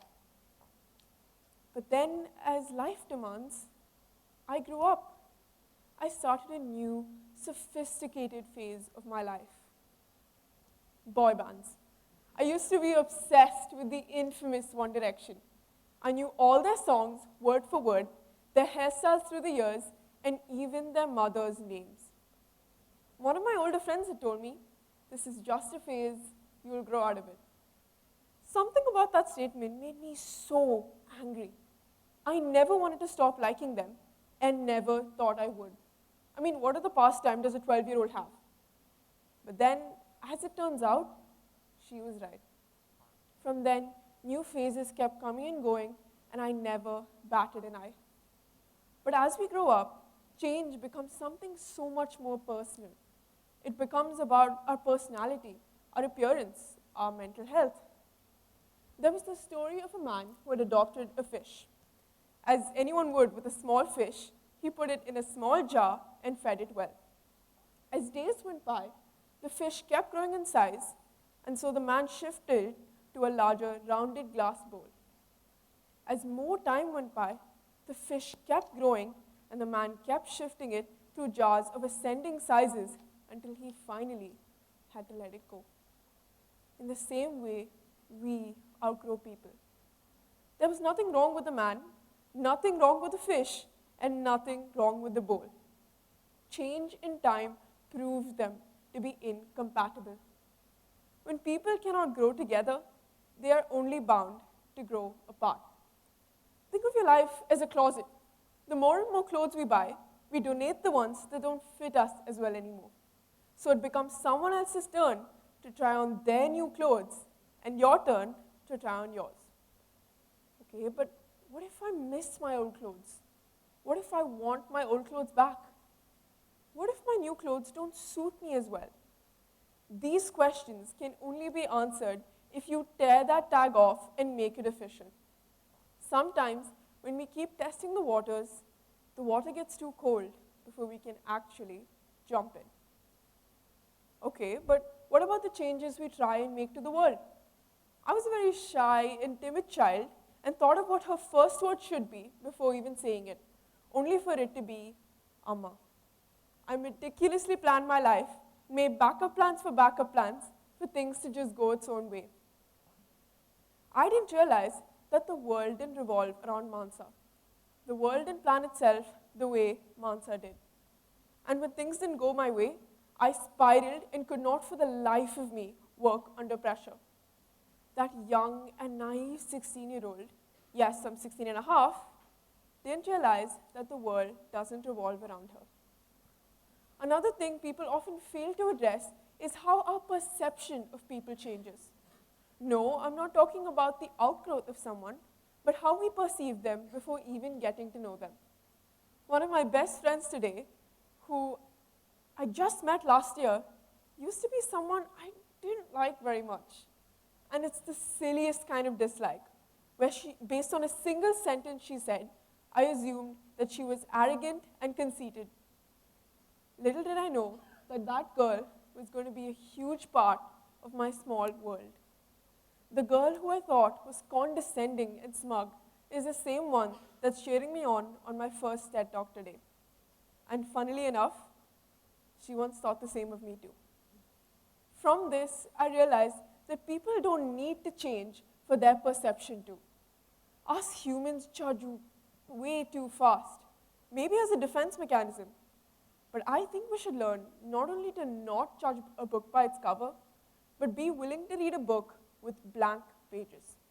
Who knows? You might be the one who fills them in. Change causes pain, but change also causes growth. It's all about perspective. My sister recently left for Canada to pursue her higher education. And every time she comes to visit, there comes a time where she has to leave. I want to be angry. I want to sit and cry about it all day. But knowing that she's left to fulfill her potential is the only thing that keeps me going. Sometimes, change in someone else's life causes us so much more pain than we can imagine. In times like that, we must hold on to the hope of change. The hope that everything happens for a reason and the best is yet to come. To put everything we've talked about today into perspective, here is a Venn diagram for that very thing. This Venn diagram represents perception, change, and growth. How I see this is that perception and growth constantly changes, while change itself remains the only constant. Voyaging back to the first question I asked all of you tonight, what is the one constant in all of our lives? Change. And so we have tonight's balance sheet. On the liabilities side, we have change and failure. Those are things we owe to the world to receive acceptance and self-reflection. Then we have our efforts, our capital, the amount we invest in ourselves, minus our drawings, our time, the personal time we invest to make those efforts happen, plus our results, our net profit, the amount we gain. Moving on to the asset side, we have acceptance, the stage after change, self-reflection, the change after failure, and comes the most important part of our balance sheet, the suspense account. The assets and liabilities will not tally without the suspense account. Both sides will not tally without the suspense account. That suspense account is our belief. The belief that everything will be all right and that change is for good. And so we have our balance sheet total, prosperity. Change plus failure plus efforts minus our time plus results is equal to prosperity. In the same way, acceptance plus self-reflection plus belief is equal to that very prosperity. When all feels lost and you're down in the dumps, remember that the only way out is up. Every fight, every cry, every scar has led you to the person you are today. It's okay to pace yourself in this rapidly changing world we live in. And so, we must embrace such change to make room for more phases, more boy bands, and more Dora the Explorer. Let's live by what Dora has taught us, to explore fearlessly and to carry everything we need in a trusty purple backpack. You can look at the moon and see how it won't be the same tomorrow, or you can look at it and see that if you are allowed to have phases, so is the moon. Steering away from the path to follow your own leads to that very prosperity. It's like a train that derails to follow its own path, or a horse that's headed to a destination unknown. It's time to get on that horse, grab its reins, and ride through the winds of change. It's time to become the change and declare, swiper, no swiping today. Thank you, everyone. Thank you, Ms. Magesh. We request Mr. Steve Arnold to share his views with us. I'm going to stand on the red spot, and then I feel official. Now, please bear in mind that what I'm about to say hasn't had the preparation or expertise that we've heard from our speakers this evening, but I just want to start by saying thank you so much to Miss Ambika and the team at TMS for inviting me this afternoon. And I think we should have one huge round of applause for all the speakers.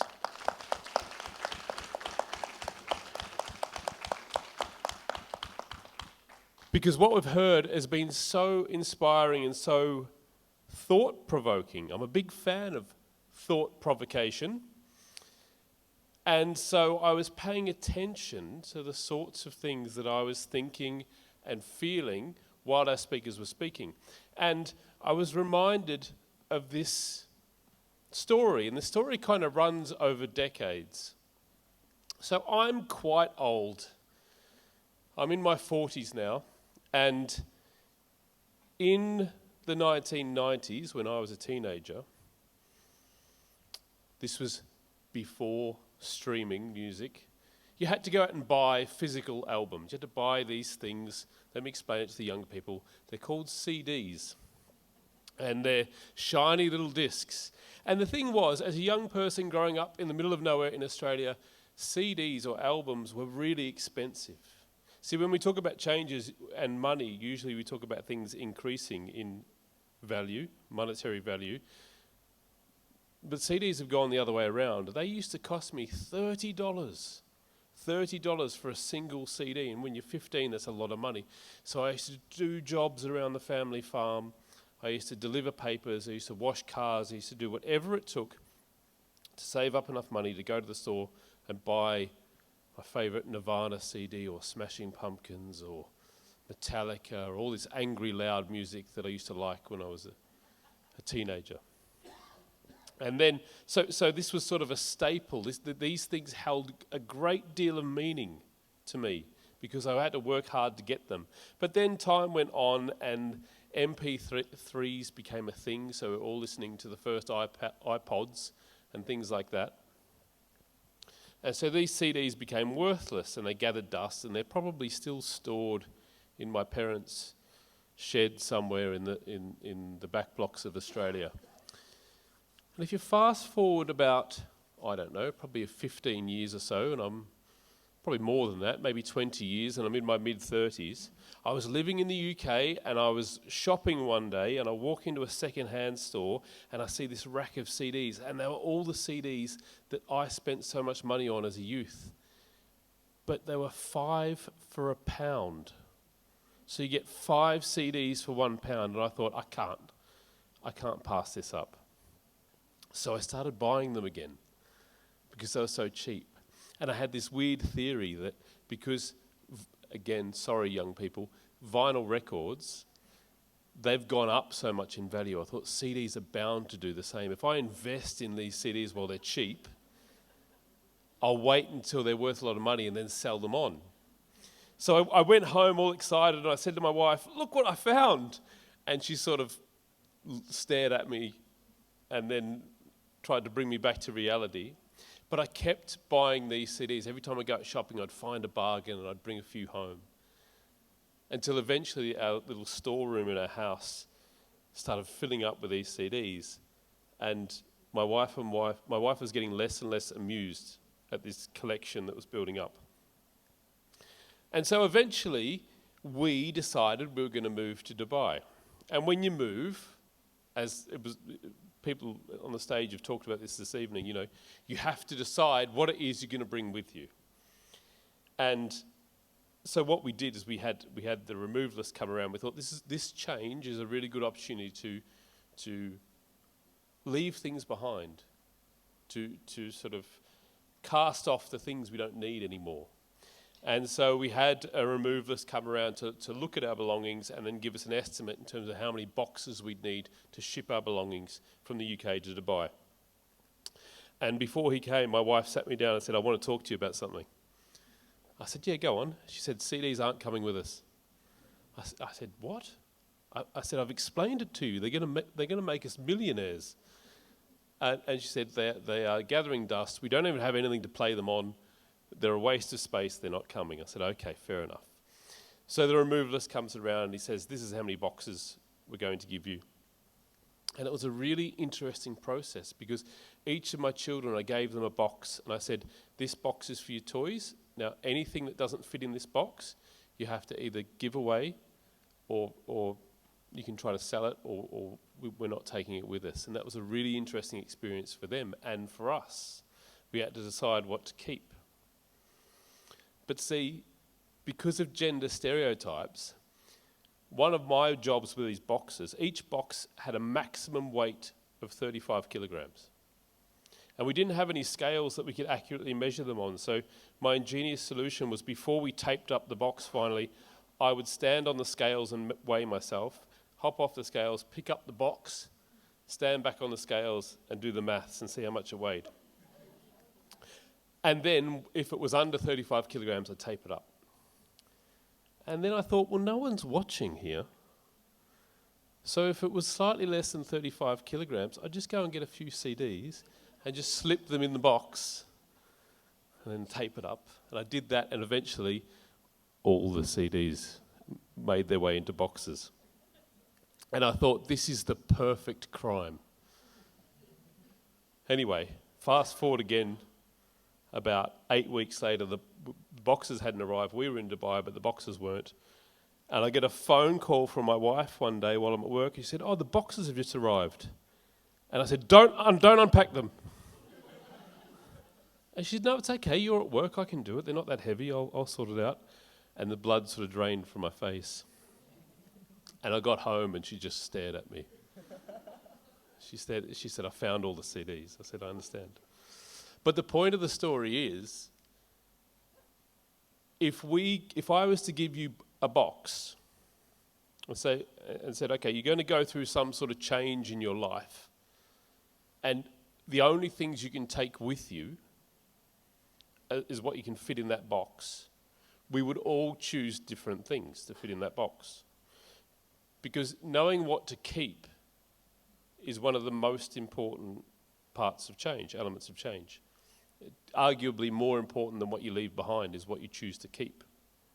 And you can't keep everything. And so it was really interesting seeing what my children chose to keep and what we chose to keep. And there was one common thread, and there'd be one common thread. If I asked you what you wanted to keep, there'd be one common thread. And the common thread would be things that mean something. So the things that you keep have meaning, otherwise you wouldn't keep them. So the CDs for me had that nostalgia, as well as obviously when they become worth thousands of pounds. They had meaning to me, and we kept things like books, we kept gifts, we kept photographs, we kept all of these things that had meaning, and you would too, but your things would be different.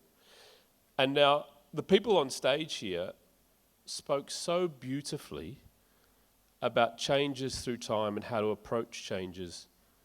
And one of the things I thought was each one of their speeches was so laced with meaning, so rich with meaning and emotion. And they had thought so carefully about what they were talking about and explaining it to us. And that is where the value is. Everybody, not everybody, nearly everybody has the ability to come up and grab a microphone and say a few words. But not everybody has the ability to make those words meaningful or impactful. And the gift that our speakers had tonight was the ability to come up, formulate something to say, and have it laced with meaning so that we all sat there and thought about what they were saying. Now, if I approach a change tomorrow, I will approach it in a different way due to the things that I've heard this evening. And I think that's the highest compliment that I can give in terms of the richness and meaning and emotion. So if you spoke this evening, I think you should be incredibly proud of yourself. If you are a parent or a teacher of one of these young people, or if you're one of the teachers that spoke to us, I think you've done a terrific job of instilling that meaning and that courage that they can come up here and do something quite incredible. So well done to everybody, and thank you so much for inviting me.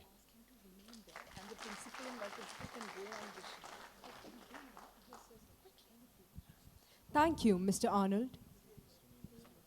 Could you please remain on stage? We request our principal, Dr. Ambika Gulati, and our vice principal, Ms. Minnie Nair, to accompany the corporate head of Gifted and Talented, Mr. Steve Arnold, to the stage to give away the participation certificates for today's event. We call upon Agam Kaur Kohli, Nishka Paul,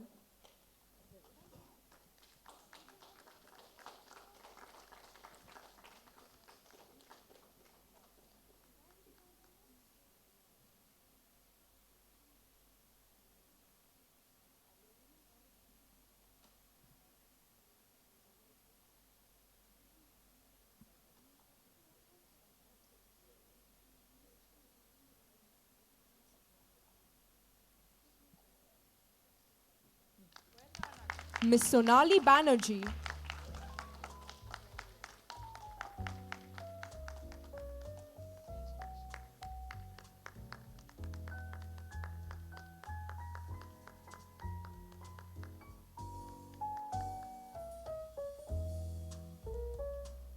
Devika Menon,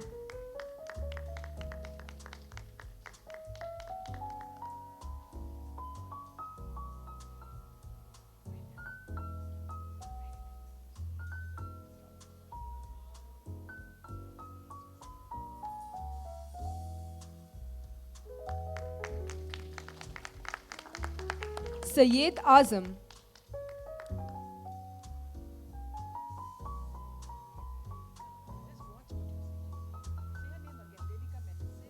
Devika Menon,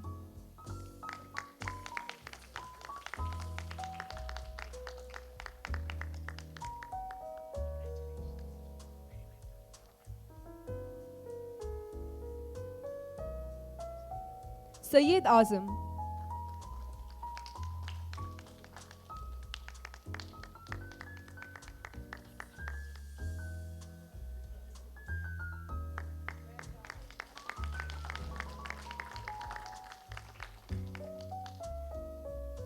Manya Sethi,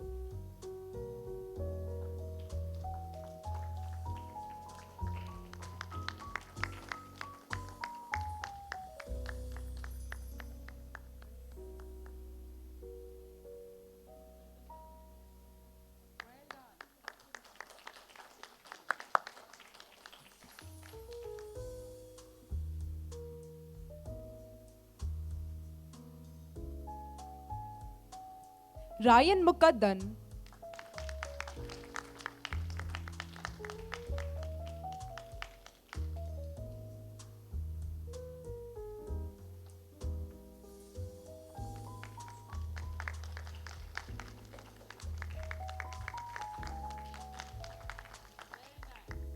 Ms. Geetika Kakkad,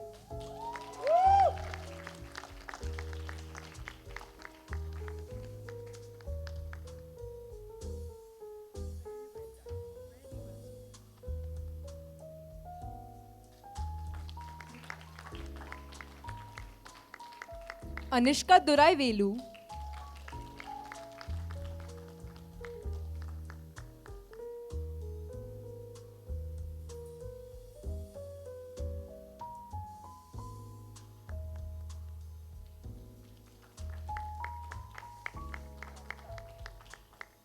and Manasa Magesh.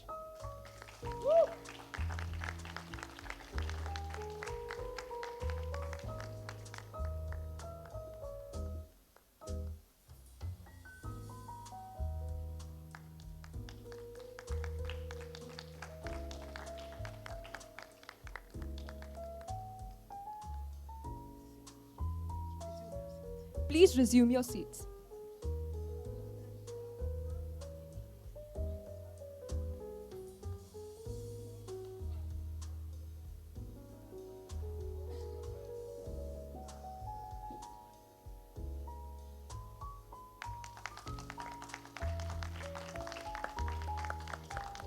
We request you to resume your seats.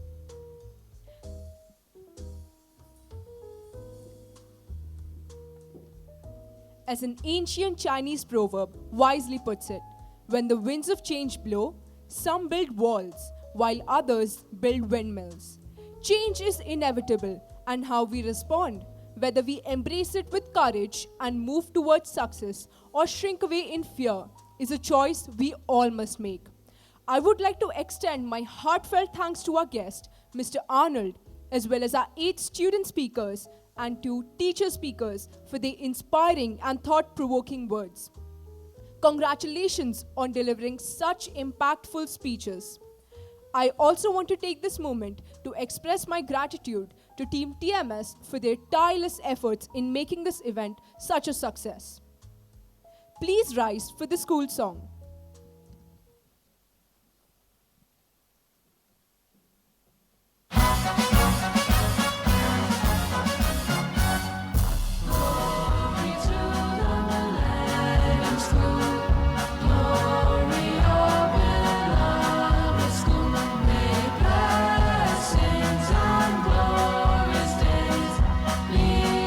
Joy in work and play.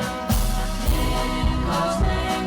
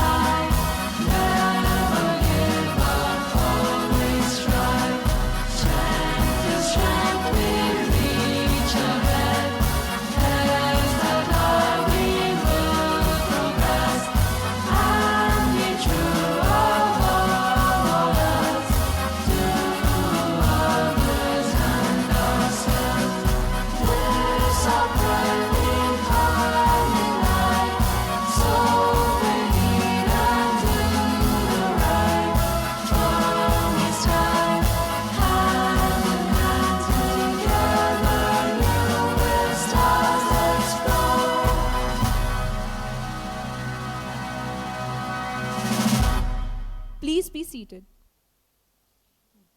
Ladies and gentlemen, thank you once again for your cooperation and for being with us this evening. You have truly contributed to making this event one to remember. It has been a great pleasure to share this experience with you all. Thank you all. Our guests and audience are requested to leave the hall.